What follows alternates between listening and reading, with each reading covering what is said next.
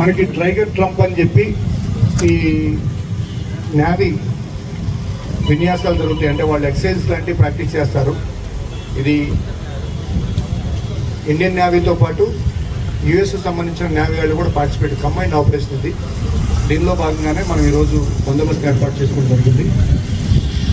ఈ పార్ట్ అంతా కూడా ఎర్లియర్ ఇప్పుడు కాదు, ఎప్పటి నుంచో నేవల్ ఎన్క్లేవ్ కింద ఈ గేట్ నుంచి ఆ గేట్ వరకు కూడా నేవీ వాళ్ళు స్వాధీనం చేసుకోవడం జరుగుతుంది. ఫ్యూచర్లో కూడా ఈ పార్ట్లో ఎక్సైజ్ పార్టిసిపేట్ చేస్తారు. లాస్ట్ ఇయర్ కూడా జరిగింది. ఈ ఎక్సైజ్ జరిగిన ఈ 5 days కూడా అవుట్ సైడ్ నుంచి వచ్చే ట్రాఫిక్ కానీ, జనాలు కానీ, చుట్టుపక్కల గ్రామస్తులు కానీ, ఈ ఫిషింగ్కి వెళ్ళే బోట్స్ కానీ వేటిని కూడా అలౌ చేయరు. ఎవరైతే నేవీ పర్సన్స్ బయట నుంచి అబ్రాడ్ నుంచి వచ్చే వాళ్ళు కానీ, లోకల్లో ఉన్న మన ఇండియన్ నేవీ వాళ్ళు కానీ ఆ బీచ్ చుట్టూనే టెంట్లు వేసుకొని వాళ్ళే నివాసం ఉండి వాళ్ళ వెపన్స్ కానీ ఇంకోటి కానీ ఉంటాయి. వాటికి అవుటర్ గార్డెన్ అంతా మనం ఉంటాం. ఇన్నర్ గార్డెన్ వాళ్ళే ఉంటారు, అవుటర్ గార్డెన్ వరకు మనం ఉంటాం. మన డ్యూటీ ఏంటంటే వాళ్ళు ఎక్కడైతే ఎక్సైజ్ ప్రాక్టీస్ చేస్తారో ఆ ప్లేస్లోకి సాధారణ ప్రజలు ఎవరిని అనుమతించుకొని చూడాలి. అంటే కామన్ పబ్లిక్ అక్కడికి వెళ్ళిపోయి, ఇప్పుడు బీచ్ అనే పడికి తెలుసు కదా మీకు, ఎట్లా వచ్చేస్తారో సండే సాటర్డే ఇప్పటికి వేల మంది వచ్చేస్తుంటారు. అట్లానే ఇటు టువర్డ్స్ ఉప్పాడ కొత్తపల్లి వెళ్ళేవాళ్ళు కానీ, అటు టువర్డ్స్ పెరమాళపురం కానీ, కోనపాపేట, తొండంగి ఇవన్నీ వెళ్ళేవాళ్ళకి ఇది ఒక రూట్. చాలా విలేజెస్ ఉన్నాయి కాబట్టి ఈ విలేజెస్ ఎవరిని కూడా ఈ 5 days మేము ఆల్రెడీ ప్రెస్లో చెప్పించాం. నైబరింగ్ విలేజెస్ అయితే ఆటోలో అనౌన్స్మెంట్ చేసాం పబ్లిక్ అసోసియేషన్ ద్వారా. అట్లానే విలేజెస్ మన జిఎంఎస్కేల్ ద్వారా కానీ, వాలంటీర్స్ ద్వారా కానీ అందరు విలేజెస్ చేపించాం. ఈ ఫిషర్మెన్ సంఘాలు ఉండే పెద్దలకు కూడా చెప్పించాం ఎవరు కూడా ఫిషింగ్కి వెళ్ళొద్దని.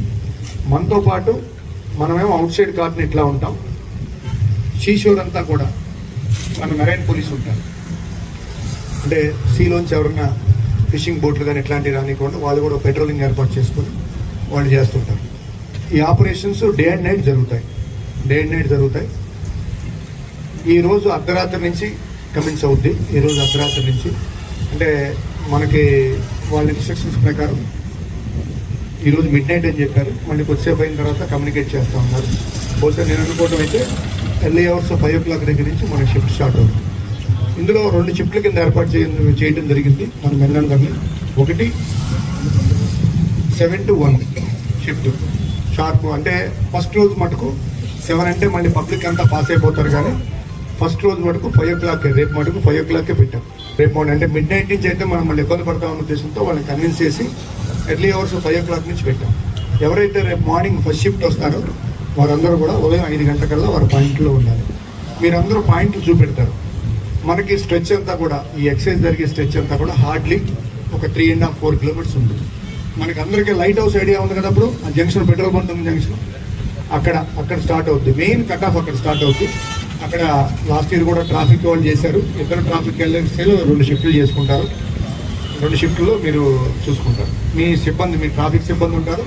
1 or 2 గైడ్ పీసీలు ఉంటారు. ఎందుకంటే లోకల్లో ఏదైనా ఇబ్బంది వచ్చినప్పుడు మీకు ప్రతి కట్ ఆఫ్ దగ్గర కూడా బ్యానర్ ఇవ్వటం అయింది. అంటే నిషేధిత ప్రాంతము, పబ్లిక్ని ఎవరిని కూడా రెస్ట్రిక్టెడ్ ఏరియా కాబట్టి నచ్చ చెప్పండము. మనం కరెక్ట్గా రేపు ఎల్లుండి ఉద్యోగం చేస్తే మిగతాదంతా మీరు రిలాక్స్డ్గా కూర్చోవచ్చు. ఎందుకంటే అలవాటు పడిపోతారు జనం. ఈ వెహికల్స్ అన్నీ కూడా వన్స్ ఆపేస్తే నేను దారికి ఒకరోజు ఆపేస్తాం. మనం ప్రెస్లో మీడియా ద్వారా చెప్పాం, సోషల్ మీడియా ద్వారా చెప్పాం. అట్లనే మీడియా ముఖంగా అన్ని పేపర్లో వచ్చేలా చేసాం. ఈరోజు అన్ని పేపర్లో ఆల్మోస్ట్ వచ్చింది. అట్లానే పబ్లిక్ అనౌన్స్మెంట్ సిస్టమ్ చేసి అన్ని విలేజెస్ కూడా మైక్లో చెప్పించాం. విలేజ్ ఎల్డర్స్కి, ఫిషర్మెన్ పెద్దలకి, లేకపోతే ఫిషర్మెన్ గ్రూప్స్ ఉంటాయి వాళ్ళందరికీ కూడా చెప్పడం జరిగింది. ఇండస్ట్రీస్ వాళ్ళకి కూడా అందరికి చెప్పాం. ఏ వెహికల్స్ కూడా హెవీ వెహికల్స్ కానీ ఇంకోటి కానీ ఈ రూట్లో రానివద్దని చెప్పాం. మనం అందరికీ కూడా చెప్పడం జరిగింది.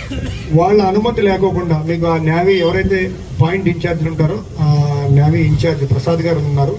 ఆయన ఒక అడిషనల్ స్పీ క్యాడర్. ఆయన ఫోన్ నెంబర్ కూడా నేను షేర్ చేస్తాను.